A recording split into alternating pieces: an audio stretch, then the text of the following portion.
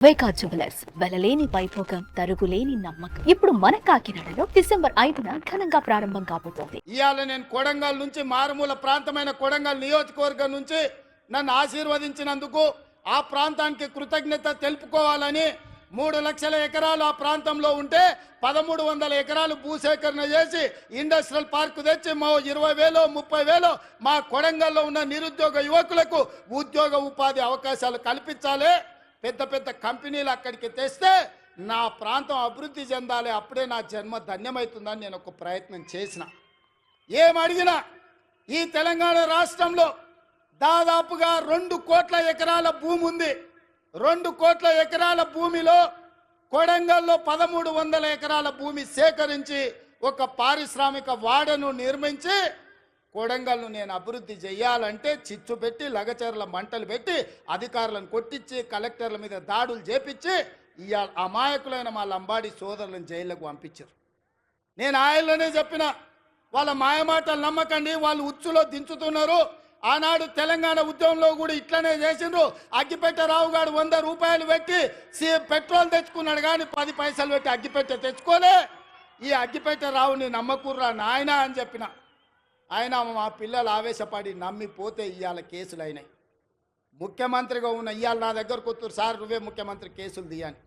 నేను చెప్పదలుచుకున్న మా మిత్రులకు, మా సోదరులు, ముఖ్యమంత్రిగా ఉన్న నా మీదనే 182 కేసులు ఉన్నాయి.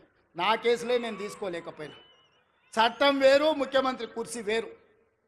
ఇవాళ వాళ్ళ మాయమాటలు నమ్మి మీరు కేసుల్లో ఇరుక్కుంటే బెయిల్ ఎప్పుడు వస్తుందో తెలియదు, మన కుటుంబాలను ఎప్పుడు కలుసుకుంటామో తెలియదు. నేను అడగదలుచుకున్నా, మీ భూములు గుంజుకొని ఏం చేస్తాను? నేను చాప చుట్టి ఇంటికి తీసుకుపోతానా? నాకేం అవసరం ఉంది? ఇవాళ 1300 ఎకరాలు కొడంగల్లో భూమి తీసుకుంటే నేను పట్నం తీసుకుపోయేది ఉందా, లేకపోతే కొండారెడ్డిపల్లికి తీసుకుపోయేది ఉందా?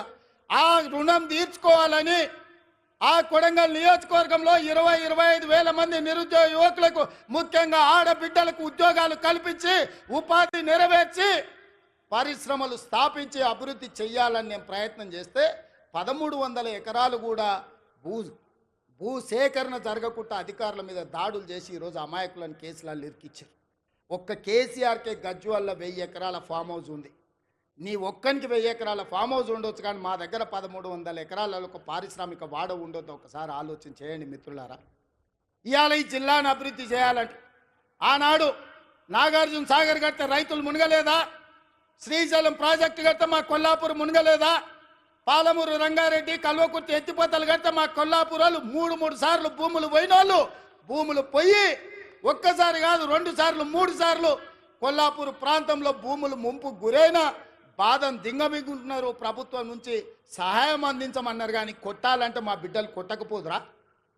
ఆయల్లా అధికారుల మీద దాడులు చేయాలంటే శ్రీశైలం వస్తుండేనా? నాగార్జున సాగర్ పూర్తి అవుతుండేనా? జూరాల అవుతుండేనా?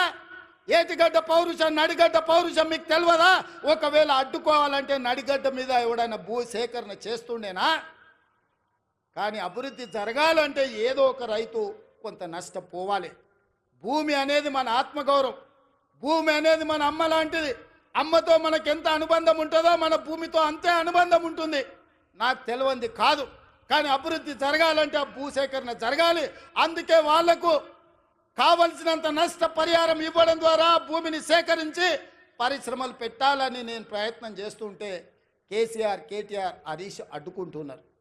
నేను అడుగుతున్నా, మీరు ఆలోచన చెయ్యండి అని. ఇవాళ వాళ్ళు అడ్డుకుంటారు, పోతారు. వాళ్ళకి ఫామ్ హౌజులు ఉన్నాయి, ఒక ఆయనకు జన్వాడలు ఉంది, ఒక ఆయనకు గజ్వేల్ ఉంది. వాళ్ళు సంతోషంగా ఉంటారు.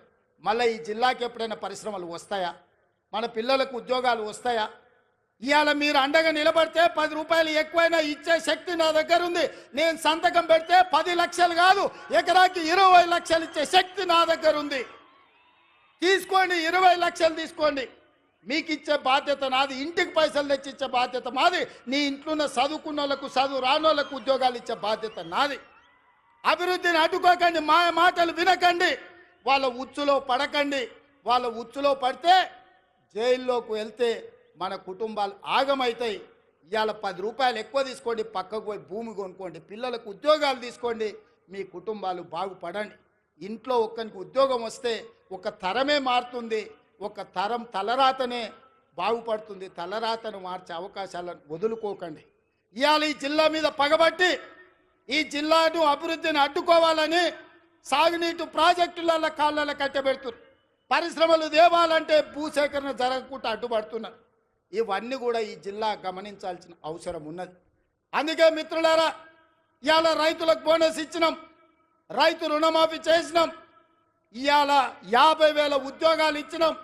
ఆడబిడ్డలకు 1,15,00,000 మంది ఆడబిడ్డలు ఆర్టీసీ బస్సుల్లో 3,700 కోట్ల రూపాయలు ఉచితంగా ప్రయాణాలు ఇచ్చినాం.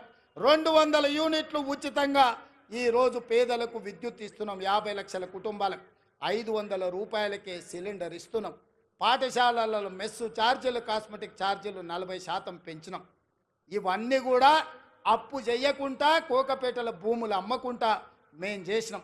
ఇవే కాదు, సంవత్సరం మొత్తం 72 లక్షల కుటుంబాలకు, రైతు కుటుంబాలకు 54,000 కోట్ల రూపాయలు ఖర్చు పెడితే ఒక్క కల్వకుంట్ల చంద్రశేఖరరావు చేసిన 7 లక్షల కోట్ల రూపాయల అప్పుకు ఇప్పటి వరకు మా బట్టి విక్రమార్క గారు 60,000 కోట్ల రూపాయల మిత్తి కట్టిండు. మిత్రులారా, మన నెత్తి మీద గుదిబండ పెడితే ఆ గుదిబండకు 60,000 కోట్ల రూపాయలు అప్పు కట్టిండు.